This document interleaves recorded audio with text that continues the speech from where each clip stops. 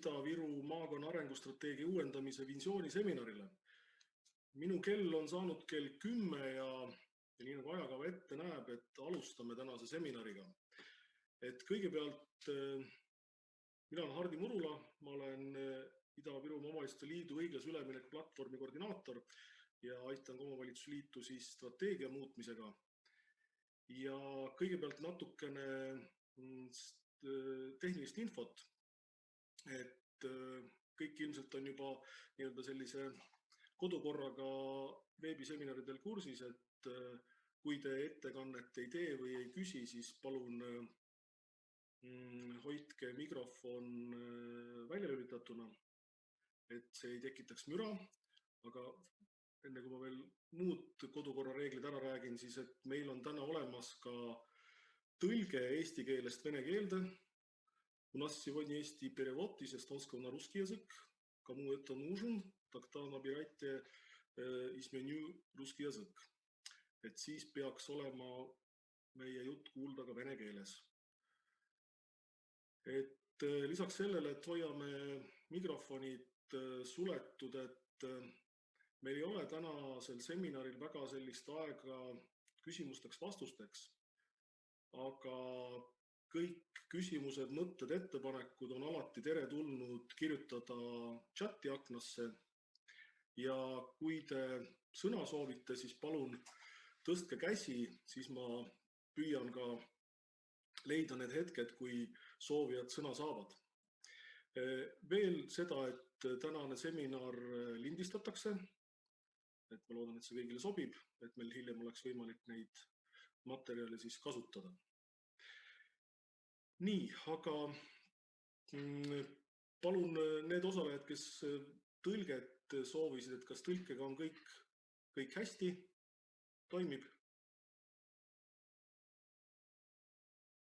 Перевод слышно хорошо, все в порядке. Hästi, aitäh, siis lähme edasi. Ja enne kui me päevakava juurde läheme, et siis annan ma kõigepealt tervituseks sõna Ida-Virumaa Omavalitsuste Liidu juhatuse esimehele ja Toila vallavanemale Eve Jaastile. Palun, Eve.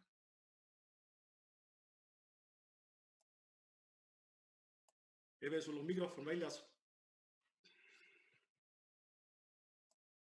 Ja vot näed, see on see, kus peab ka tähelepanelik olema. Aga tere veel kord kõigile osalejatele uues reaalsuses. Ja see on meie nüüdne siis elukeskkond, kus me juba pikemat aega oleme olnud. Ja mis on need meie tänase hetke märksõnad? Ja nad algavad kõik V-tähega. Viirus, vaktsiin, visioon. Ja see visiooniseminar on palju märgilisema tähendusega ja tuleviku vaates palju olulisem võib-olla kui tagasi vaadates varasematele, sest nüüd on vajalik meil kõigil keskenduda ka tõepoolest ka paralleelmaailmades, et me ei jätaks tähelepanuta meie ühtegi eluvaldkonda, mida me muidugi ka siiani teinud ei ole, aga võib-olla siin natukene see rakurss on ikkagi nüüd ka selle õiglase ülemineku teema valguses teine ja ka see, et tegelikkuses see pandeemia osa on ikkagi muutnud ka meie arenguvaateid. Nii et ma soovin teile kõigile kaasamõtlemist ja visioneerimist siis maakonna kõikidel teemadel.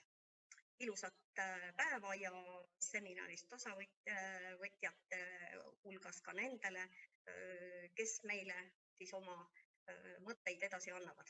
Nii et ilusat kuulamist. Aitäh, Eve.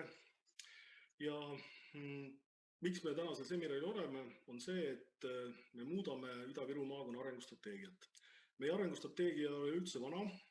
Ta on kinnitatud alles 2019. aasta alguses ja koostatud valdavalt siis 2018. aastal. Aga me oleme juba eelmisel aastal otsustanud, et meie strateegia vajab muutust.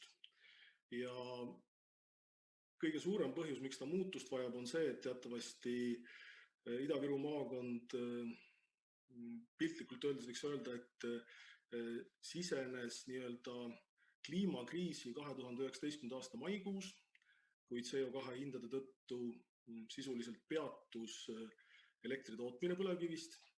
Ja see on edasine protsess, et arvestades tänaseid kliimaambitsioone, mis me oleme koos Euroopa partneritega võtnud, et kindlasti samamoodi jätkata ei ole võimalik.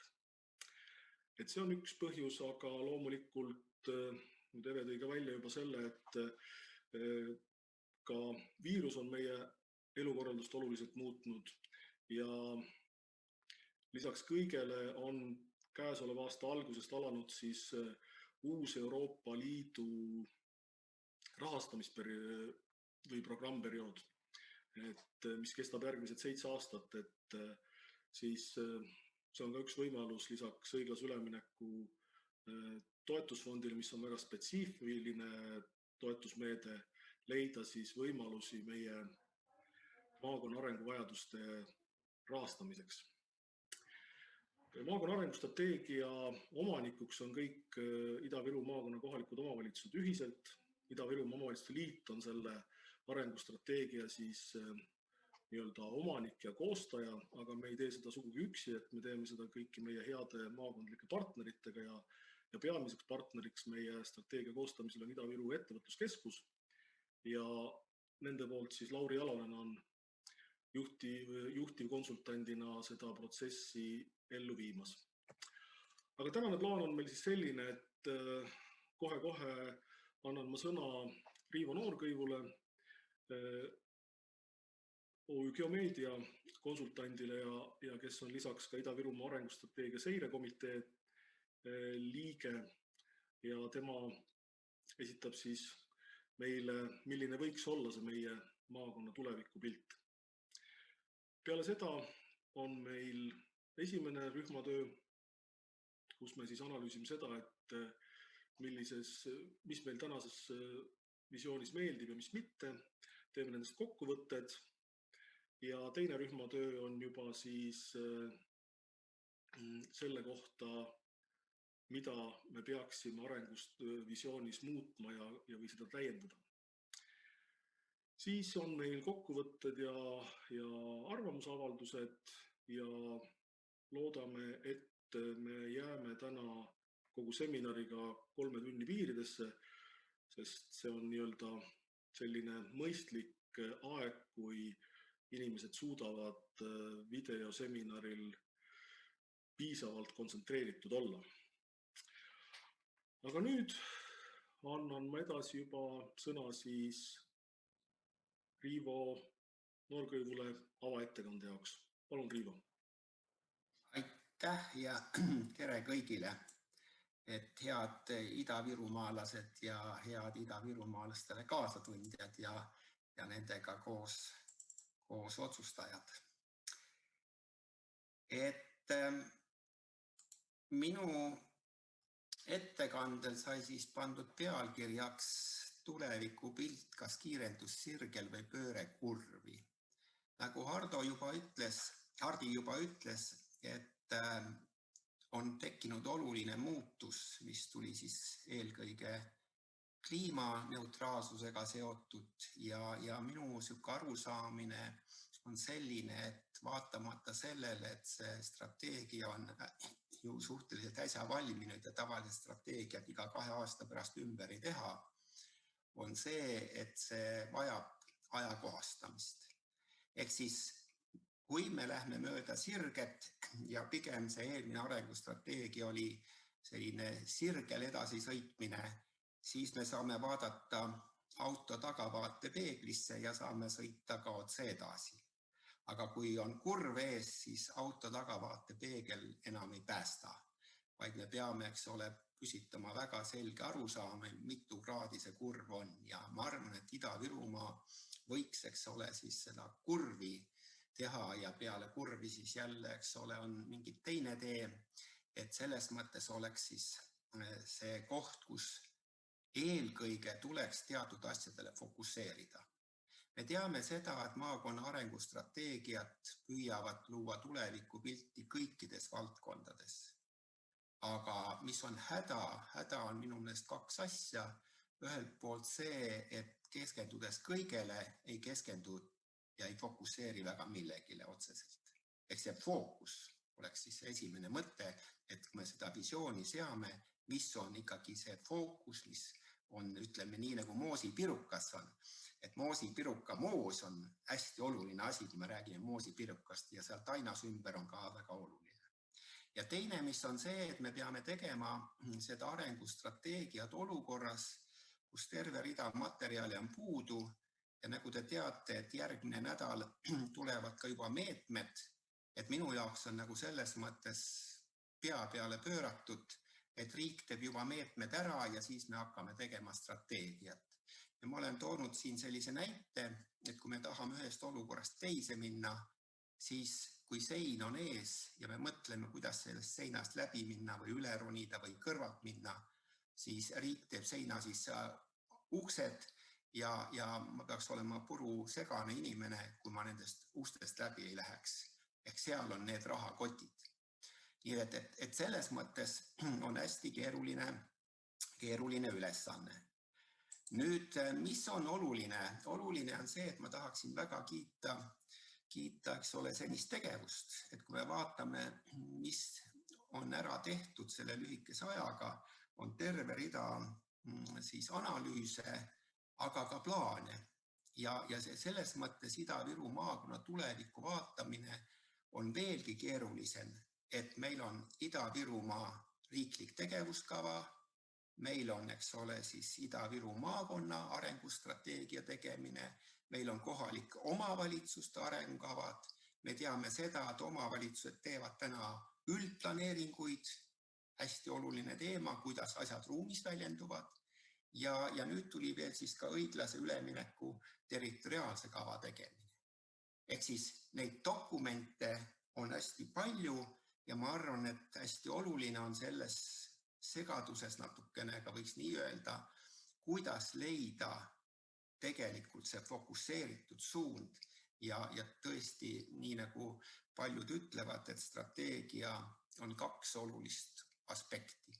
Üks on see, et ma saan selles osaleda ja näen enda kohta siin, ehk ma tunnen, et see on minu oma, kui Hardi siin nimetas seda, et kes on omanik, eks ole, et see peaks väga selge olema. Ja teine on siis see, et igasuguse strateegia õnnestumine ehk see elluviimine on selle väärtus. Nüüd, kui me vaatame ja mõtleme selle peale, et mis see visioon on, ehk see tulevikupilt, siis ma ütleks niimoodi, et selle tulevikupildiga laotakse teatud vundament. Ja tavaliselt selle vundamendi tegemine algab sellest, et me määratleme need teemad, probleemid, väljakutsed ja tunnistame neid. Ehk siis see eneseteadmise kasvatamine sellest, millises olukorras oleme ja mida me tahame saavutada, aga see olemasolev annab, eks ole, ka selle tausta. Ehk ma ütleks niimoodi, et iga arengustrateegia peab olema areng kandev. Areng peab kandma. Ehk siis see enda potentsiaal ja enda potentsiaali arendamine peaks siin olema väga selge. Nüüd, kui me vaatame, mis on need teemad, mis on üles jooksnud, siis ma ütleks niimoodi, et selle Virumaa ees seisavad väga suured väljakutsed. Esimene on siis see intensiivse majanduse ümberkorraldamine ja eelkõige, eks ole, siis seda kasvuhoonegaaside, ütleme siis väga selgelt vähendamine. Et see on suur surve ja ma arvan, et see surve veelgi kasvab, kui me täna vaatame pankade tegevust. Väga paljud pangad on juba hakanud mõtlema, Eestis eelkõige LHV, kus ta ütleb, kui te näitate meile laenu saamisel, kuidas te vähendate kasvuhoonegaasi, siis, eks ole, need tingimused laenu saamiseks on hoopis teised. Ehk ma tahan öelda, et see kasvuhoonegaaside teema läheb väga erinevatesse valdkondadesse. Nüüd samal ajal ei ole meil riigis selge, mis saab põlevkivitööstusest. Üks on küll arusaadav ja seda on ka välja öeldud, et elektrit põlevkivist enam ei teha, aga me saame põlevkivist teha ka teisi asju. Ehk see põlevkivi keemia ja sellega tuleb. Nii et kuidas siin see selgus tuleb, on hästi oluline, aga me peame ka veel võib-olla mõtlema siin selle peale, et on ka välja käidud erinevaid alternatiive, et kui me vaatame seda visiooniperioodi, siis ma arvan, et kõik see, mida räägitakse tuumaenergeetikast, ilmselt selleks ajaks veel ei tule, nii et järelikult, eks ole, meil on selles valdkonnas, eks ole, vaja veel seda vana majandust ühelt poolt disainida ja teiselt poolt, eks ole, uut üles ehitada. Nüüd Virumaa ees suur teema, elanikkonna vähenemine, vananemine ja ma arvan, et see elanikkonna teema on hästi oluline ja hästi oluline ühest aspektist. Kuidas mina tunnetan heaolu? Heaolu teema ei ole mitte abstraktne. Heaolu teema on iga inimese väga reaalne tunnetus asjadest, mis elus toimuvad. Ja samal ajal meil on siis vananemine ja kuidas, eks ole, siis siin seda eesmärgi püstitust panna, sest selge on ju see, et kui ei ole inimesi, ei ole, eks ole, ka need tegevused, mida me siin kavandame, kellele me siis seda teeme. Nüüd, mis on veel teemaks? Vana majanduse kultuur ja teatud mõttes sotsiaalne jäikus. Ehk 30 aastat Ida-Virumaa edasiminekut on olnud väga muljetavaldav, aga samal ajal on terve rida aspekte, mis, eks ole, seda mineviku seoseid välja toob ja siit, eks ole, siis seda ettevõtluskultuur, ehk siis see noorte ettevõtlikkuse arendamine, millest on vasti palju juttu olnud ja ka tehakse.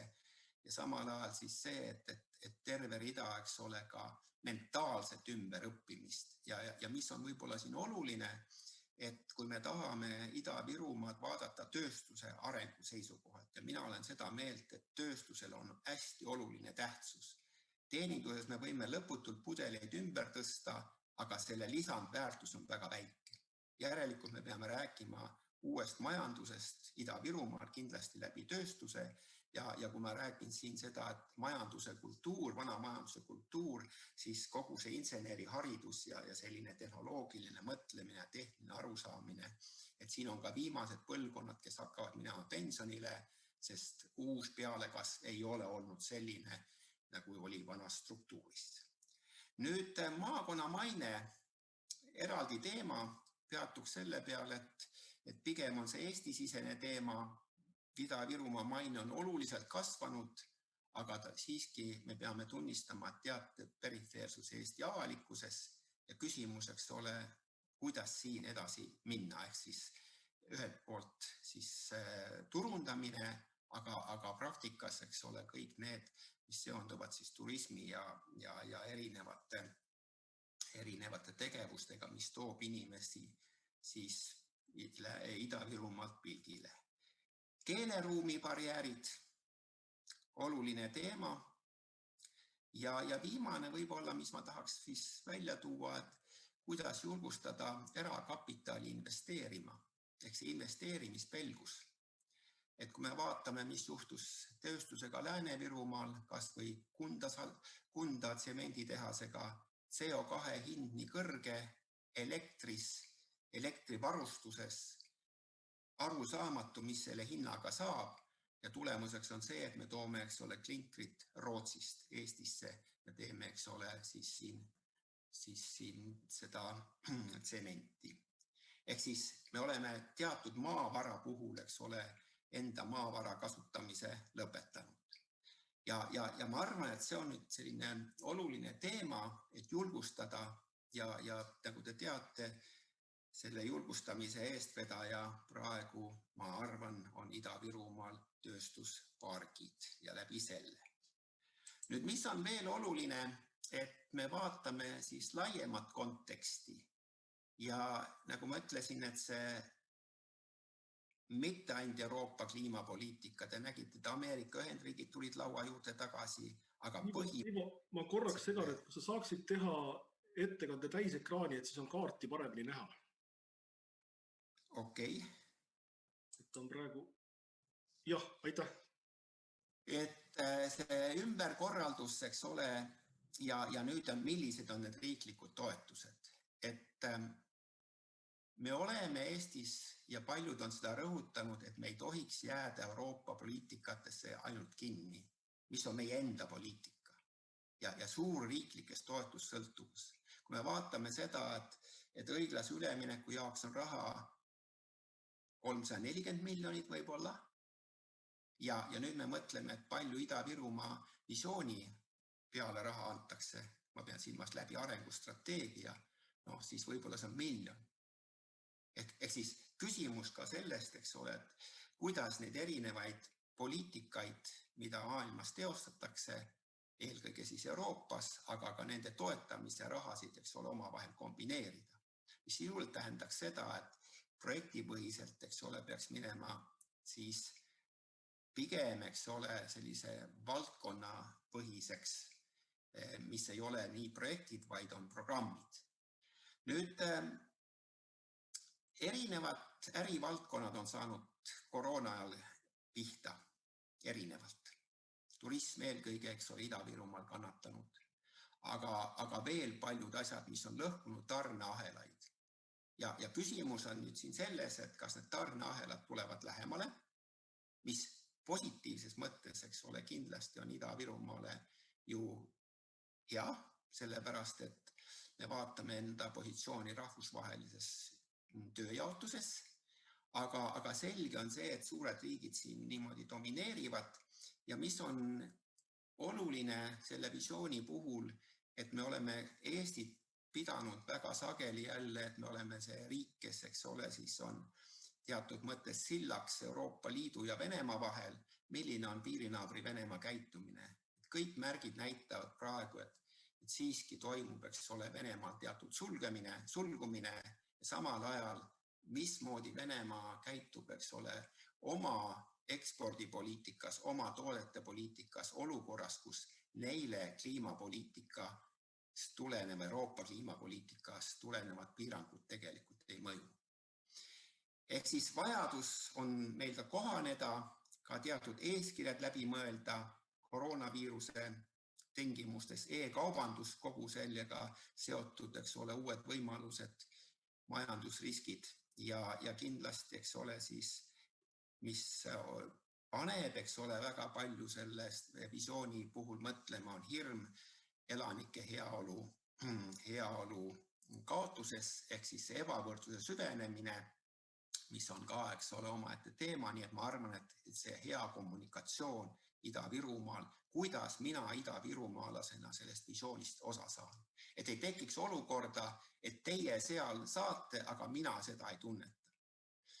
Et selline ühtekuuluvuse ja sellise kokkuleppimise asi. Ja viimane, mis on see, et me näeme ju, et väga huvitav poliitika on toimunud, et kui enne oli see, et ära laena ja mõtle tagasimaksmisele peale, siis nüüd, eks ole, laename ja tagasimaksmine, eks ole, on veel kuskil pikas perspektiivis ja siin ameeriklased ennustavad seda, et see laenu võtmine veel mitu aastat jätkub, aga ilmselt me peame ikkagi mõtlema ka selle peale, et kuidas seda siis ikkagi tagasi makstakse, ehk siis see maksukoormuse kasvu teema. Nüüd Euroopa Liidu sihuke vihm, ma ei hakka siin rohkem peatuma, te näete, et Eestile Euroopa toetusi tuleb ja kui me mitmeid siin ka ministreid kuulan, siis on umbes nii, et võtke raha, aga ise mõelge, mida te sellega teete ja samal ajal, eks ole, terve rida selliseid piiranguid pannakse ikkagi keskvalitsuse poolt, mitte omavalitsuse poolt. Ehk siis need meetmete raamistik, et kuidas siin Ida-Virumaa saaks väga aktiivselt kaasa töötada. Nüüd, nagu ma ütlesin, et minu arvates selle visioneerimise puhul, eks ole, elanike heaolu, ehk siis see peaks olema väga selgelt, eks ole, sellest positsioneeritud. Ja nüüd, kui me vaatame Ida-Virumaa kaarti ja vaatame erinevaid majanduse arenguid, siis te näete ka siin seda, ja võiks küsida niimoodi, kas Ida-Virumaa visiooni tegemisel on põhjust ka rääkida regionaalsusest Ida-Virumaa enda sees. Kui me vaatame arengukavasid, omavalitsuste arengukavasid, siis ma lihtsalt paar tükki võtsin välja, Alutaguse vald, ilus ja turvaline elada. Ja ta ütleb, et see on lausa Peipsiäärne kuurort. Ehk te näete, eks ole, kuhu kohta see rõhuasetus läheb. Kui me räägime Jõhvi, siis ütleb innovatsiooni edendav ja Jõhvi on tugev keskus ja regionaalkeskus. Ehk siis see koosmeele, koostöö kogukond, mida nad ise, eks ole, defineerivad. Nüüd, kui me vaatame Lüganust, baasseikluspuhkuse lipulaev lausa, spordipiirkond. Ehk te näete, eks ole, et väga erinevalt, eks ole, positsioneeritakse, ühed väga selgelt positsioneerivad, eks ole, siis ennast turismivaldkonda, keegi positsioneerib rohkem, eks ole, tööstuse valdkonda, aga kui Lüganuse ise ütleb, et ta on Virumaa süda, no siis, eks ole, süda peaks lööma, eks ole, mingis rütmis koos Ida-Virumaaga. Ja kui me Toilat vaatame, siis on see elukeskkond, avalikud teenused ja jälle turism ja kuurort. Et siis ikkagi väga paljud omavalitsused näevad seda majanduse arengus enda rolli siis turismis. Ehk see on ju see, mis on kõige rohkem COVID-viiruse ajal pihta saanud. Ja Toila ütleb, et ta on läbi aasta avatud vald. No tore on. Aga mida see nagu siis ka nüüd turismi seisukohalt tähendab? Tuleviku vaatest.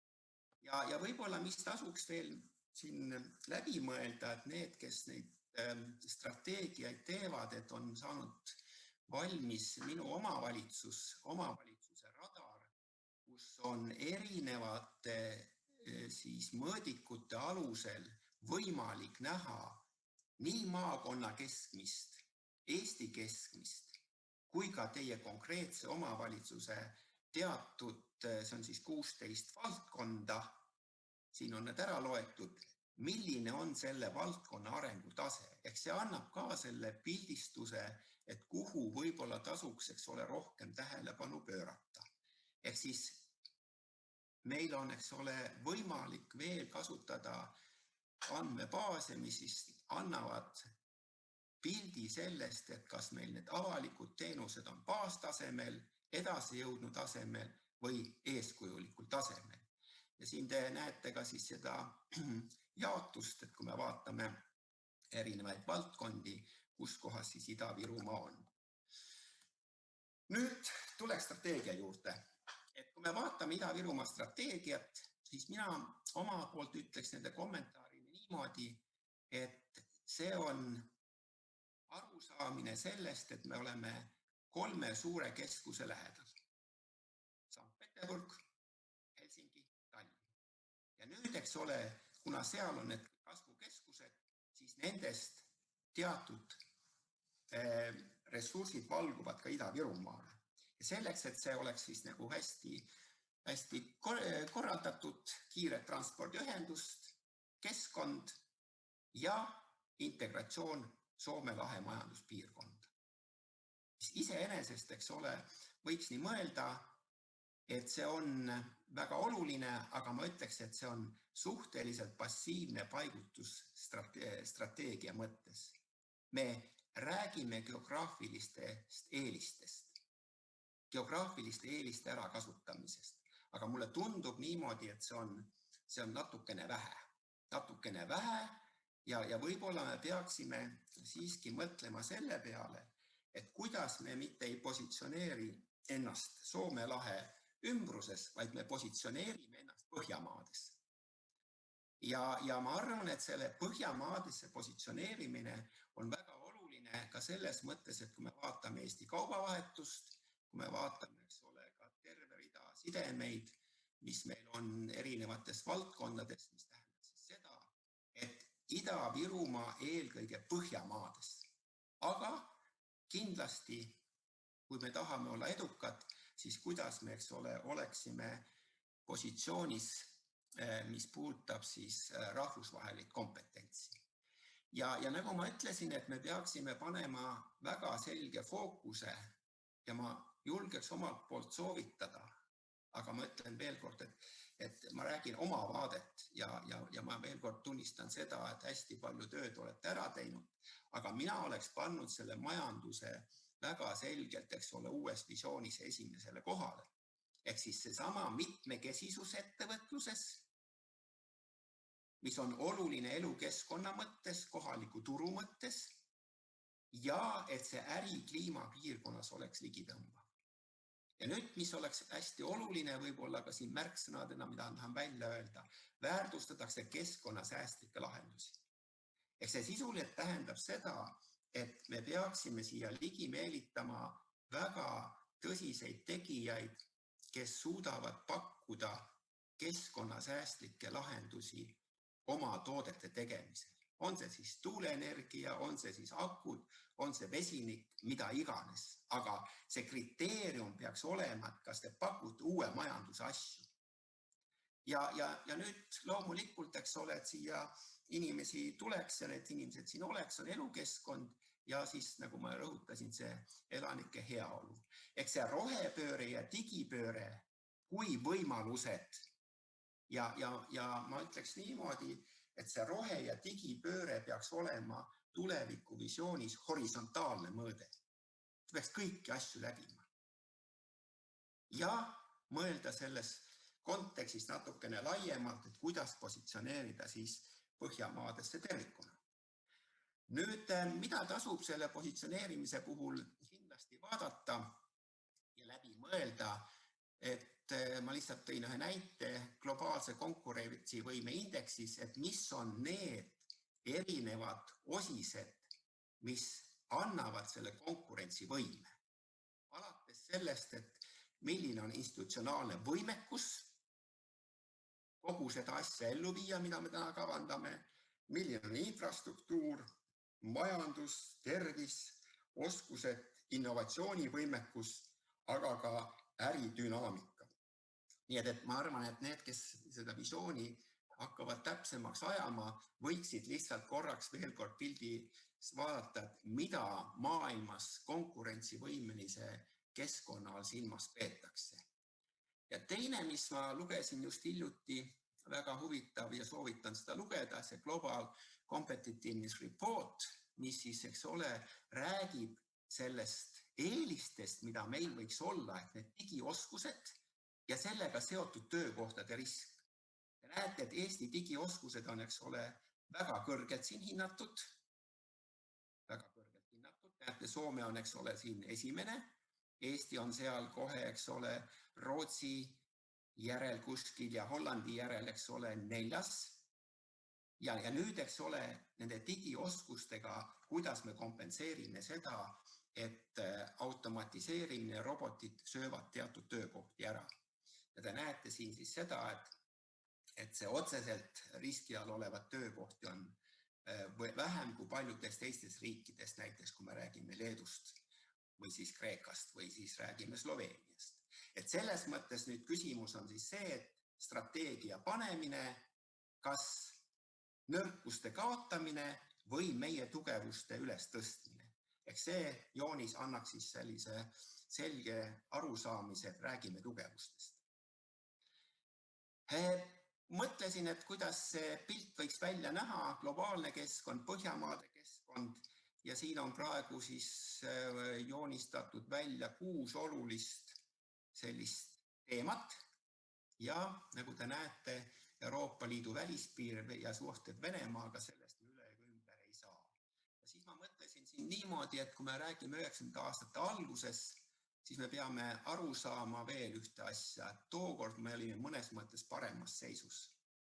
Meil oli elektrienergeetika, täna me ostame sisse, siis me eksportisime. Meil oli konkurentsi eeliseks hind,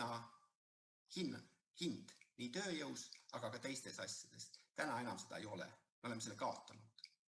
Ja nüüd meil oli arusaamine, et Euroopa välispiir tähendab seda, et me saame väga suhelda Venemaaga, aga me näeme, et seda ei ole juhtunud.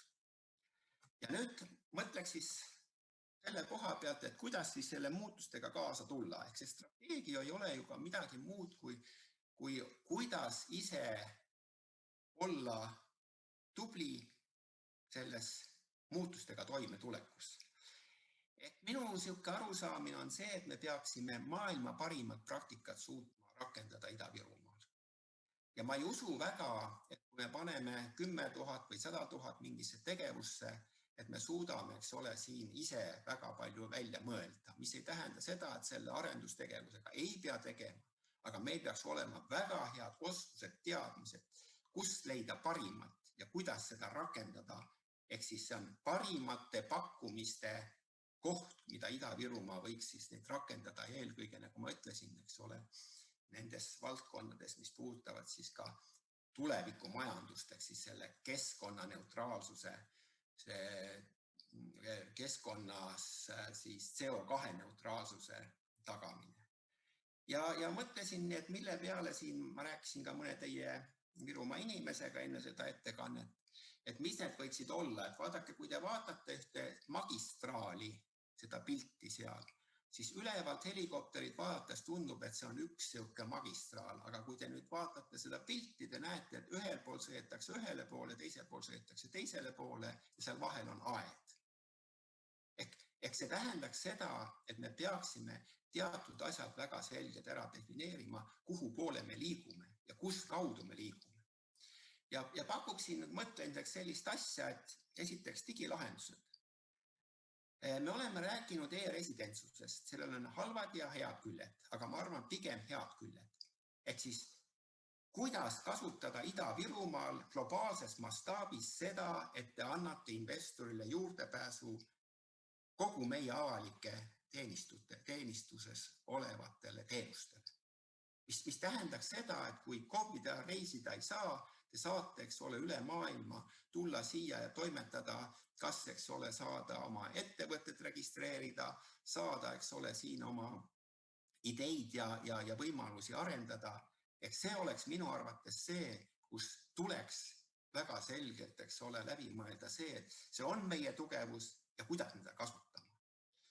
Nüüd ettevõtjasõbralik investeerimiskliima, tootmisinfrastruktuur, ehk siis see tööstusparkide kaudu, eks ole, see asja ajamine, aga võib-olla tasuks siin mõelda ka selle peale, et kui me fokusseerime, et me ei puista seda raha laiali, vaid mõtleme, eks ole, ka nende investeeringute puhul läbi väärtusahelat.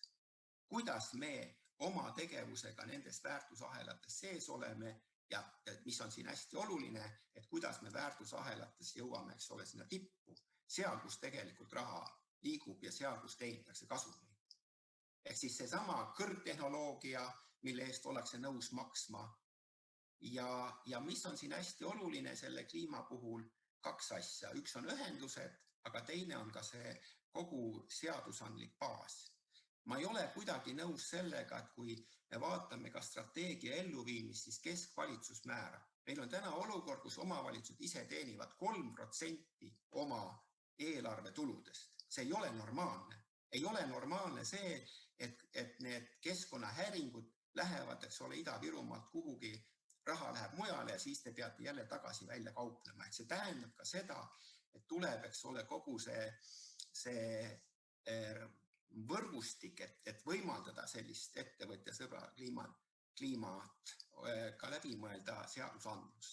Ehk siis kolmas tugev baasharidus, inseneriharidus, ehk siis see, kui me tahame, eks ole, tuua siia väheneva rahvastikuga ja tööjõuga piirkonda uut teadmist ja ettevõtlust, automatiseerimine ja robotite kasutusele võtme peame seda teadma.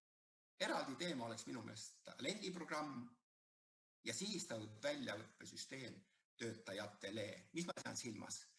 Ma arvan, et see Cleveroni näide Viljandis on väga hea, kus ta proovis seda teha, eks ole, kutsehariduskeskusega ja lõpuks ehitas enda juurde üles, eks ole, talendiprogrammi. Ja neil inimestel on väga selged sihid, mida nad teevad, ehk siis seda töötajate väljaõppesüsteemi viia, eks ole, rohkem ettevõtlusega kontaktis olevaid, aga see tähendab ka paindlikke töövorme. Ja nüüd viimane, millest ma arvan, visioonist tuleks rääkida, millest ma ei ole selles dokumendis näinud, et kuidas viia keskkonnasäästlik käitumine iga virumaalase igapäevaseks arusaamiseks. Ehk see ongi põhimõte, mis tähendaks seda, et me peame omaks võtma, et need muutused, mida me tahame, eks ole, ellu viia, selleks, et seda CO2 jalajälge vähendada, peab kogu aeg tiksuma meie peades, me võtame selle omaks ja järelikult, eks ole, me võtame omaks ka need uued muudatused, mis selle raames käivad.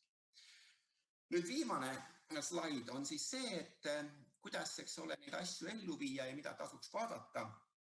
Et ma soovitaks väga selgelt siin rohepöörde maailma parimaid praktikaid. On see siis, eks ole, Ruuri regioonis või Inglismaal, vaatasin ja proovisin neid leida, ega neid kerge leida ei ole, aga vaadake kas või siis seda Umbria piirkonna, mis on Manchesterist ülespool, kuidas nemad, eks ole, oma 500 000 elanikkonnaga piirkonnas vaatavad üleminekut rohepöördele ja kuidas nemad neid töökohtade tegemisi seal näevad. Nii et selles mõttes sellise parima praktika pidev skriinimine, oma mõtete läbitöötamine oleks nagu hästi oluline.